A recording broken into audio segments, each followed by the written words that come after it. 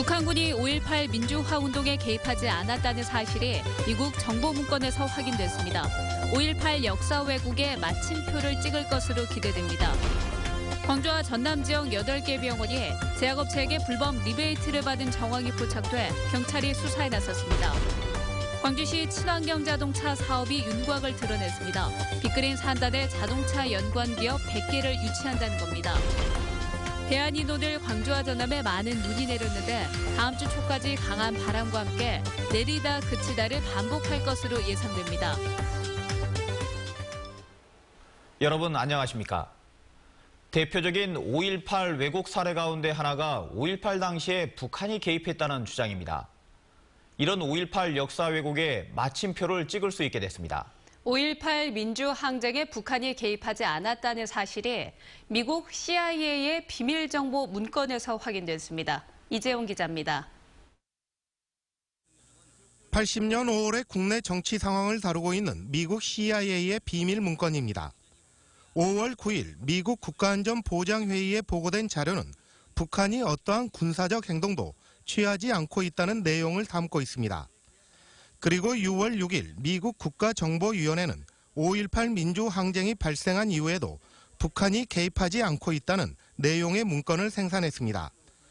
더불어 어떤 형태로든 남한 사태에 개입하면 이는 전두환을 돕는 행위라고 북한은 판단하고 있다고 덧붙였습니다. 광주 민주화운동 이전과 이후 연이어 생산된 두 문건은 북한이 남한 사태에 전혀 개입하지 않았다는 사실을 뒷받침하고 있습니다. 5.18 기념재단 측은 기밀이 해제돼 미국 CIA의 인터넷 홈페이지에 공개된 1,200만 쪽의 분량의 문서에서 이 같은 내용을 확인했습니다. 최상층 정보를 공유하고 있는 회의에서 나온 자기들 말로 탑 시크릿이기 때문에 이걸 넘어서는 다른 자료나 그 내용을 현재로서는 저희가 이제 확인하고 있지 않습니다. 기념재단 측은 확보된 자료를 광주 민주화운동을 북한군의 소행이라고 주장하고 있는 지만원에 대한 재판 증거 자료로 제출할 예정입니다. 5.18 당시 북한의 동향을 담고 있는 공식 보고서나 비밀 문건이 나오기는 이번이 처음으로 5.18 역사 왜곡에 마침표를 찍을 수 있게 됐습니다. MBC 뉴스 이재원입니다.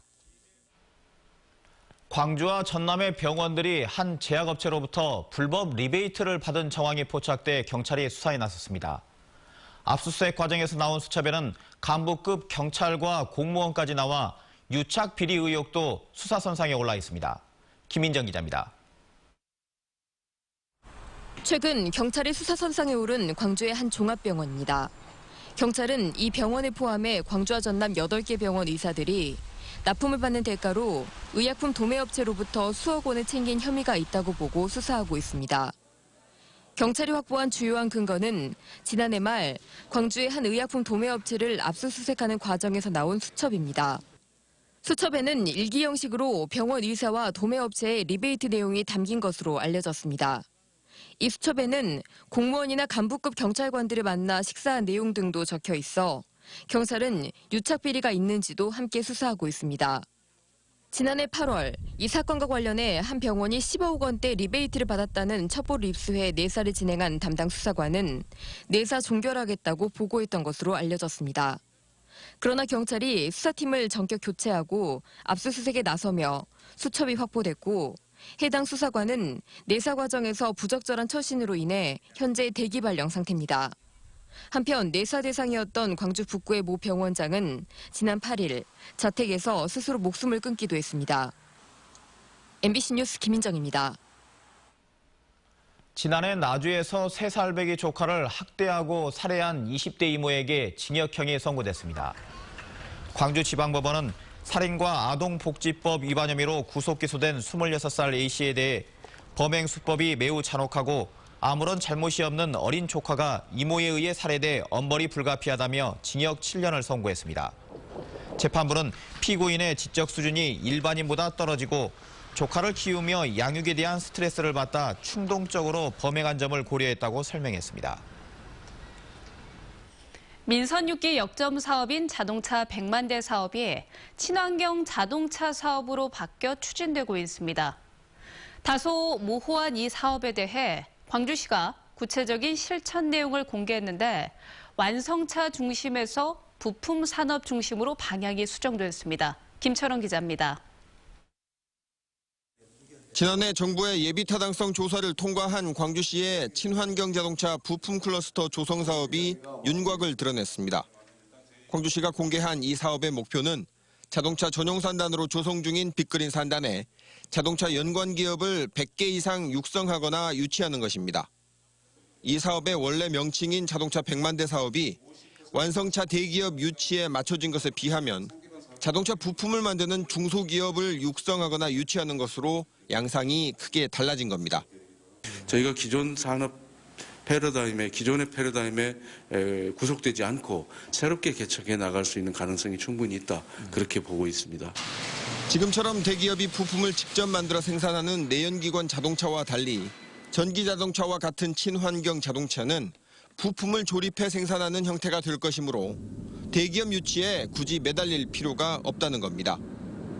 전기차 배터리와 전장업체 등의 부품 기업들을 잘 키워놓으면 완성차 대기업들이 자연히 광주를 찾게 될 것이라고 전망하고 있습니다. 테슬라에서 부품들을 해외에서 다 이제 수입해다 쓰고 있습니다. 국내에서 어떤 기업 같은 경우에는 테슬라하고 계약을 맺었습니다. 문제는 광주에 입주한 부품 기업들이 만든 제품의 판로입니다. 정작 만들어 놓고도 완성차 업체들이 찾지 않는다면 실패할 수밖에 없기 때문에 성패는 기술력에 달려있다고 할 수 있습니다. 글로벌 시장에 나갈 수 있는 그런 형태의 부품들을 광주에서 한번 시작을 해보자. 일단 R&D 차원에서는 인력을 우리 사업비에서 그 인력을 쓰자. 광주시와 그린카진흥원은 전기차 부품 기업들로 협의체를 만들어 공용으로 쓰일 독자적 전기차 모델을 만들 것을 목표로 사업을 추진해 나간다는 계획입니다. MBC 뉴스 김철원입니다. 대형마트 봐주기 논란이 일었던 광주 광산구의 의무 휴업일 변경과 관련해 광주시 감사위원회가 관련 공무원 2명을 주의 처분했습니다. 감사위원회는 현행법상 대면 회의를 하도록 돼 있는 유통업 상생발전협의회를 광산구가 서면 심의로 휴업일 변경을 가결시킨 점 등을 들어 담당 과장과 팀장을 주의 조치하라고 통보했습니다. 광산구는 설 대목을 앞둔 오는 22일 일요일에 영업을 할 수 있도록 휴업일을 변경 고시했지만 대형업체 봐주기 논란이 일자 뒤늦게 철회했습니다. 경기 불황이다 부정청탁 금지법이다 하면서 명절 대목이 예년 같지가 않습니다. 이런 가운데서도 농수특산품 업체들은 실속형 선물 세트를 선보이며 명절 특수를 위한 안간힘을 쓰고 있습니다. 이계상 기자입니다. 빛깔 고운 대봉꽃감이 주렁주렁 매달려 먹음직스럽게 익어갑니다. 수확철 날씨가 도와준 덕분에 맛과 당도가 좋은 대봉감이 생산돼 소비자들로부터 인기를 끌고 있습니다. 부정청탁금지법, 이른바 김영란법이 적용되는 첫 명절이라는 점에서 선물을 받는 사람이 부담스럽지 않도록 명절 상품의 가격대가 다채롭게 준비됐습니다. 3만 원대부터 다양하게 물건이 준비되어 있거든요. 그래서 손님들도 자기가 취향에 맞춰서 고를 수 있도록 물건을 준비해놨기 때문에 명절을 앞두고 선물용으로 각광을 받아온 축산물 역시 쇠고기보다 돼지고기의 인기가 높습니다.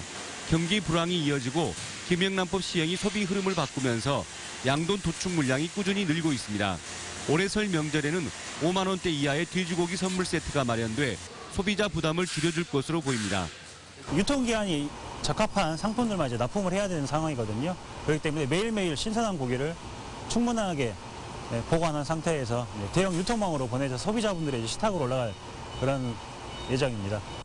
전남 농수특산물 공동 브랜드인 남도 미향과 해남 완도 등 시군 쇼핑몰에는 5만 원이 넘지 않는 실속형 선물 세트가 다양하게 선보이고 있습니다.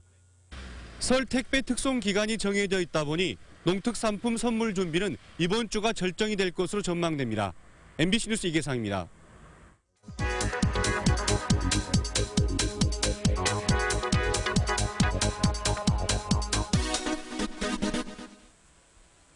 도심을 빼곡히 수놓은 조명들. 광주에서 밤하늘 별빛을 보는 것이 어려워지고 있죠. 뿐만 아니라 가로등과 옥외광고 조명 등 인공조명 때문에 생활하는데 불편을 호소하는 시민들도 늘고 있습니다. 최근 3년간 접수된 민원은 773건. 지난 2013년 164건에서 2015년 423건으로 2년 사이에 2배 이상 증가했습니다. 인공조명이 늘어나기도 했고요. 또 빛 공해에 대한 시민들의 인식이 높아졌기 때문입니다. 접수된 민원 가운데 60% 이상은 빛 때문에 잠을 잘 수 없다. 이게 가장 많았습니다. 그리고 5건 중 2건은 농작물 피해를 입었다는 이유였습니다. 올해부터 광주시 전역이 조명환경관리구역으로 지정이 됐는데요. 빛 방사 허용 기준을 위반할 경우 조명기구 소유자는 최대 300만 원 이하의 과태료를 물어야 합니다. 카드뉴스였습니다. 오늘 많이 추웠죠? 대한 한파 때문인데요. 주말에도 눈이 내리고 강추위가 이어지겠습니다. 자세한 주말 날씨 백담비 기상캐스터입니다. 푸르른 대나무 숲이 하얀 눈꽃 세상으로 변했습니다. 그림 같은 설경을 담기 위해 관광객들은 쉴 새 없이 셔터를 눌러댑니다. 모처럼 내린 눈에 아이들은 추위도 잊은 채 눈사람을 만드느라 여념이 없습니다. 눈이 와갖고 좋고 좋아서 별로 추위는 안 느껴지는 것 같아요. 그렇지만 매서운 눈바람에 길을 걷는 사람들은 몸이 저절로 움츠러듭니다. 눈이 너무 많이 와가지고 너무 춥고 당황스러워요. 눈이 많이 오니까 차가 길이 많이 막히니까 아니 미끄러우니까 그게 좀 불편하네요. 오후부터 소강 상태를 보이는 눈은 내일 밤부터 다시 시작돼 1cm 안팎의 눈이 쌓이겠습니다. 내일 아침 최저 기온은 영하 3도 안팎, 낮 최고 기온도 3도에 머물겠습니다. 특히 목포와 영광 등 전남 16개 시군에 내려진 강풍주의보가 내일까지 이어지면서 체감 기온을 더욱 떨어뜨리겠습니다. 오늘 시작된 눈은 내리다 그치다를 반복하면서 다음 주 월요일까지 이어지겠습니다. MBC 뉴스 백단비입니다. 눈길 교통사고가 잇따랐습니다. 오늘 오전 11시쯤 순천시 황전 2터널 부근에서 버스와 화물트럭 등이 눈길에 미끄러지면서 6중 추돌 사고가 발생해 트럭 운전자 70살 김모 씨 등 5명이 크고 작은 부상을 입었습니다. 비슷한 시각 구례군 용강면 인근 도로에서도 화물트럭이 눈길에 미끄러져 뒤집히면서 운전자 26살 김모 씨가 구조되는 등 광주 전남에서 10여 건의 눈길 교통사고가 발생했습니다. 광주 사랑의 온도탑 수은주가 6년 연속 100도를 넘어섰습니다. 광주 사회복지 공동모금회에 따르면 오늘까지 43억 8,800만 원이 모금돼 성금을 모금한 지 61일 만에 100도를 넘어섰습니다. 이는 6년 연속 100도를 넘은 것으로 지난해와 비교해 기업이나 개인 기타 기부 금액 등이 늘었습니다. 한편 전남 사랑의 온도탑도 오늘 현재 99도를 가리키고 있어 18년 연속 100도 달성을 앞두고 있습니다.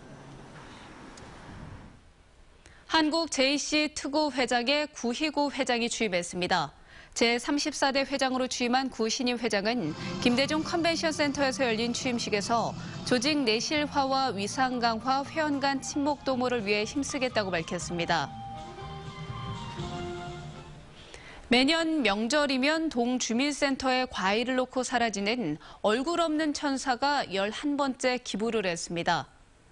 광주 광산구 하남동 주민센터에 따르면 지난 19일 밤 자정쯤 한 중년 남성이 사과 49상자와 떡살 100kg 8상자를 주차장 구석에 놓고 사라졌습니다.